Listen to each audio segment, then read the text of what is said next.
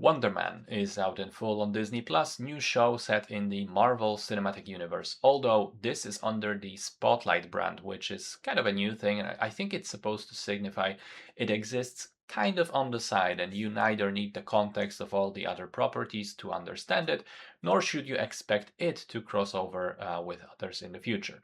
8 episodes, around half hour each, all dropped at once. The show was made by Destin Daniel Cretton, responsible for Shang-Chi and the Legend of the Ten Rings, which I loved, and Andrew Guest. And it stars Yahya Abdul-Mateen II and Ben Kingsley.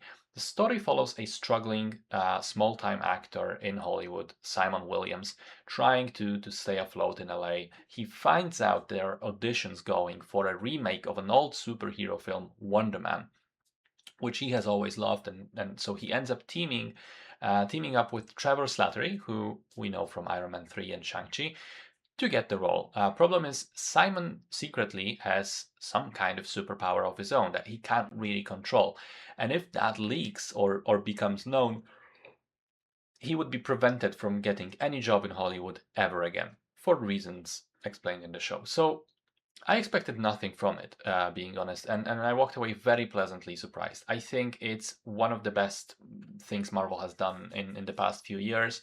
I think the show is incredibly fun to watch, cozy atmosphere, great humor, short and snappy episodes, phenomenal central dynamic between the two lead actors.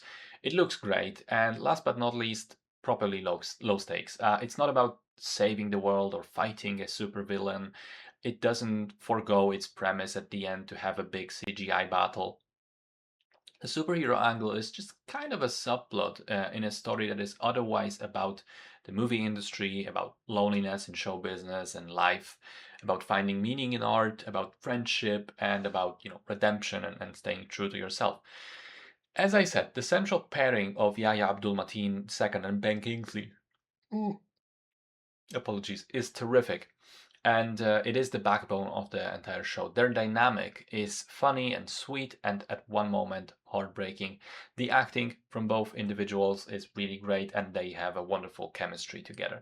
I think the show looks and feels great. There's none of that Marvel slash Disney Plus fake sheen that so many other shows were guilty of. It's bright and colorful, and crucially, it's set very firmly in Los Angeles, making use of numerous actual locations instead of soundstage sets, and you can feel that. You can feel that this is the real world. You can feel it's sort of tactile and exists. Humor works really well. There may be 3 or 4 scenes involving superpowers in the entire show, which I think is great because it dials in on what's always been the best aspect of Marvel for me. Not the big spectacle, but the characters, who they are, what makes them tick, how they overcome obstacles to become better. The weakest part of the show for me is episode 4, which is a flashback episode that explains some relevant context. I think it doesn't look as good. It's not as interesting. Could have been a single scene, really, or a couple lines of dialogue. And crucially, it doesn't have the two leads in it almost at all. So you lose that kind of anchor. But aside from that, it's been a really entertaining season. I watched the whole thing in 3 days and with quite a lot of joy. I wish more Marvel shows earlier on, especially, were more like this, and I hope it does find its audience because it definitely deserves checking out.